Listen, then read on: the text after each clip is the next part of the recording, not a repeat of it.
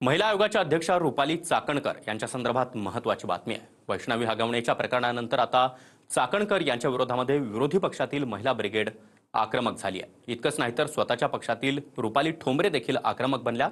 ठोंबरेंनीही हलगर्जीपणा झालाय का यावरून चौकशीची मागणी केली आहे, तर विरोधी पक्षातील महिला नेत्यांनी राजीनामा मागितलाय। पाहूयात। अशा महिलेचा पहिला राजीनामा मागू नका, घ्या। या पूर्ण प्रकरणाची जबाबदारी राज्य महिला आयोगाला घ्यावी लागेल, रुपाली चाकणकरांना घ्यावी लागेल, कारण त्यांच्या निष्काळजीपणामुळे आणि त्यांच्या दुर्लक्षामुळे आज ही घटना झालेली। ज्या महिलांनी तुमच्याकडे कंप्लेंट केली आहे ते सगळी महिलांना घेऊन मी महिला आयोगचे बाहेर आंदोलनासाठी बसणार आहे। वैष्णवी हगवणेच्या मृत्यूवरून महिला नेत्यांनी आता महिला आयोग आणि आयोगाच्या अध्यक्षा रुपाली चाकणकर यांच्याकडे मोर्चा वळवलाय। चाकणकरांचा राजीनामा घ्या अशी मागणीच रोहिणी खडसे, किशोरी पेडणेकर, करुणा मुंडे आणि वर्षा गायकवाडांनी केली आहे। रुपाली चाकणकरांचा माज वाढतच चाललाय दिवसेंदिवस। त्यांच्या बोलण्यामध्ये चिल्लर बिल्लर असे शब्द यायला लागलेत।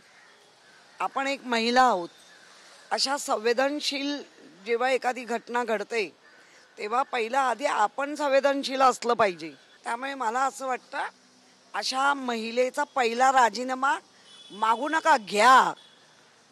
तुम्ही घ्या राजीनामा आणि सुसंस्कृत चांगली संवेदनशील महिला त्या पदावर बसवा।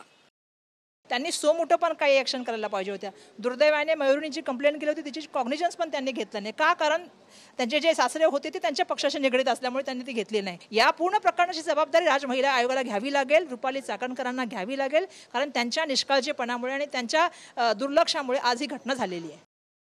रुपाली ताईने अजून काम केलं नाही, तो पूर्ण 35,000 महिलांचा ताफा घेऊन ज्या महिलांनी तुमच्याकडे कंप्लेंट केली आहे ते सगळी महिलांना घेऊन मी महिला आयोगचे बाहेर आंदोलनासाठी बसणार आहे, मागणीसाठी की तुम्ही राजीनामा द्या।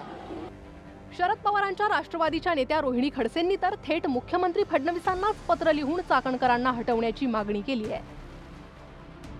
हगवणे कुटुंबात फक्त वैष्णवीचाच छळ केला गेला असं नाही, तर त्यांची मोठी सून मयुरीचाही असाच छळ झाला। मयुरी यांनी महिला आयोगात धाव घेतली, मात्र त्याबाबत काही ठोस पावलं उचलली गेली नाहीत। आरोपी सत्तेत असलेल्या राष्ट्रवादी काँग्रेस पार्टीचा पदाधिकारी होता म्हणून वाचवण्यात आलं का, असा आमचा प्रश्न आहे। जर महिला आयोगानं मयुरीच्या प्रकरणात कठोर पावलं उचलली असती तर कदाचित आज वैष्णवी जिवंत असती। सध्याच्या महिला आयोगाच्या अध्यक्षा त्यांच्याच पक्षात एका प्रमुख पदावरही आहेत, त्यामुळे दुहेरी भूमिका बजावत असताना अत्याचाराच्या प्रकरणात वेळ मिळत नसावा।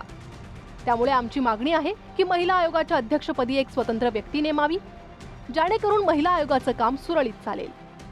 आम्ही त्यांचा राजीनामा मागितला तर गैर काय आहे? जर तुमच्याकडनं हे पद सांभाळलं जात नसेल, तुम्ही महिलांना न्याय देऊ शकत नसाल आणि वेळोवेळी जर तुम्ही तुमच्या पक्षाच्या पदाधिकाऱ्यांना पाठीशी घालण्याचं काम करत असाल तर तुम्हाला त्या पदावर बसण्याचा अधिकार नाहीच। राष्ट्रवादीचा ग्रुप काय म्हणतो त्याच्यासाठी आमच्याकडे महत्त्व नाही। आम्ही शून्यापेक्षा जास्त किंमत देत नाही।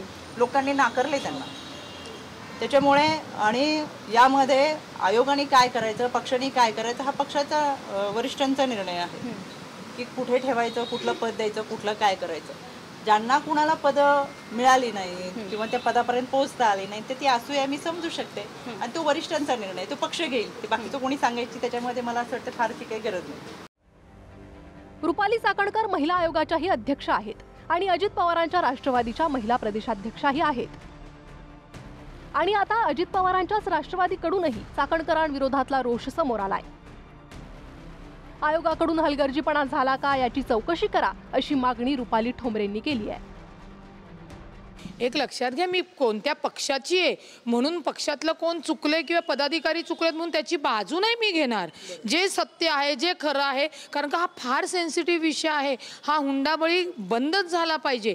मयुरी हगवणेच्या बाबतीत जर त्यावेळी कडक कारवाई करण्यात आली असती, पोलिसांकडनं असो किंवा आयोगाकडनं असो, तर वैष्णवी आज आपल्या जगात असती, कारण का फॅमिली एक आहे।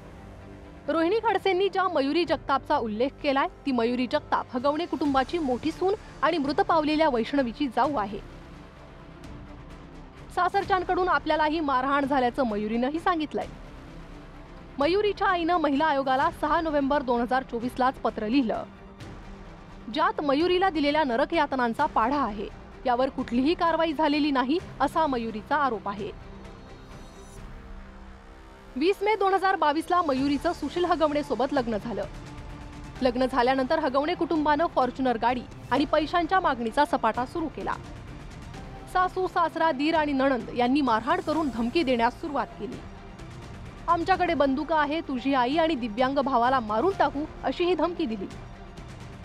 माझा मेहुणा मोठा पोलीस अधिकारी, आमच्या मागे राजकीय पाठिंबा असं म्हणत दमदाटी केली. 18 फेब्रुवारी 2024ला पौड पोलीस ठाण्यात तक्रार केली. पोलीस अधिकाऱ्यानं समज देऊन मध्यस्थी केली. 6 नोव्हेंबर 2024ला पती घरात नसताना मयुरीला बेदम मारहाण झाली. सासू सासरा दीर आणि नणंद यांच्याकडून मयुरीला बेदम मारहाण केली. तिचे कपडेही फाडले. मारहाणीवेळी सासऱ्यानं मयुरीच्या छातीला हात लावला. दीरानं मयुरीच्या अवघड जागी लाथ मारली. तुला मूल होत नाही तर आमच्याकडे ये या भाषेत मयुरीला शिवीगाळ केली. मयुरीच्या मोबाईलमध्ये रेकॉर्डिंग सुरू असल्याचं कळताच दीरानं मोबाईल हिसकावून पळ काढला. मोबाईल हिसकावल्यानंतर मयुरी त्याच अवस्थेत दीर शशांकचा पाठलाग करत होती. तर मयुरी जगतापची तक्रार पोलिसांकडे पाठवली आणि गुन्हाही दाखल झाला असं आयोगाच्या अध्यक्षा चाकणकरांनी म्हटलंय. त्यांची तक्रार 6 तारखेला आली. 7 तारखेला राज्य महिला आयोगाच्या वतीनं बावधन पोलीस स्टेशनला ही तक्रार पाठवून त्यांचं काय म्हणणं आहे ते ऐकून घेऊन अहवाल सादर करण्याच्या सूचना दिल्या आणि दोन्ही महिलांनी केलेल्या तक्रारींची दखल घेऊन 7 तारखेला पत्र पाठवून 7 तारखेलाच ह्या FIR दाखल केल्या होत्या. 24 तासाच्या आत दिलेल्या तक्रारीवरती राज्य महिला आयोगाच्या वतीनं कारवाई करण्यात आली. दरम्यान मला ठेवायचं की काढायचं हा निर्णय वरिष्ठ घेतील म्हणत राष्ट्रवादीचा ग्रुप काय म्हणतो त्यांना शून्यापेक्षा किंमत देत नाही असं चाकणकर म्हणतात. तर करुणा मुंडेंनी पुन्हा बोचरी टीका केली आहे. त्या आज खूप मोठे पदावर आहे आणि सत्तामध्ये आहे, त्याच्या माज त्यांचे डोक्यावरती आहे. तुम्ही जरी लोकांना चिल्लर म्हणताय तर तुम्हाला पण तुमच्या खूबसूरतीवरती फक्त पद दिलेलं आहे, तुमचे कार्यासाठी पद दिलेलं नाही. काय काम केलेलं आहे तुम्ही? इतके मोठे पक्षातून तुम्ही उभे राहिला होता. नगरसेविकाच्या तुम्ही जरी निवडणूक तुम्ही जिंकू शकत नाही, इतका मोठा पद अजितदादा धनंजय मुंडे सारखे मोठे व्यक्तीच्या हात असताना तुम्ही जरी नगरपालिका जिंकू शकत नाही, तो फक्त तुमची खूबसूरतीवरती तुम्हाला पद भेटलेलं आहे, तुमचं काय काम नाही आहे. वैष्णवीचा संशयास्पद मृत्यू प्रकरण आणि मयुरी जगतापच्या तक्रारीवरून महिला आयोग गोत्यात आल्याचं दिसतंय. मात्र योग्य कारवाया झाल्यात असं रुपाली चाकणकर म्हणतात. आता अजित पवारांच्या भूमिकेकडेही लक्ष असेल. Bureau report TV9 Marathi.